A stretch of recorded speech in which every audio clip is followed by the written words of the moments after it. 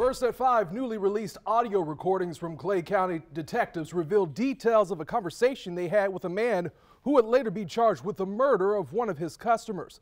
Corey Benderum was interviewed by detectives about the disappearance of Susan Malden, who hired him to remodel a bathroom in late 2019.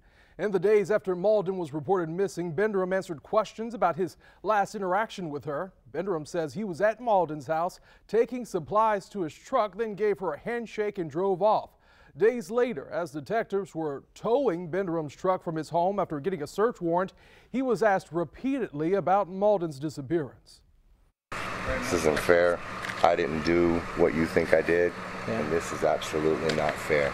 So can you tell me what happened to her? I don't know. I don't have any clue. Now, detectives say Benderum was the last person to see Malden, and his story changed throughout their initial investigation. Malden's body was found in a Georgia landfill in early 2020, and Benderum was arrested and charged with Malden's death. He's pleaded not guilty.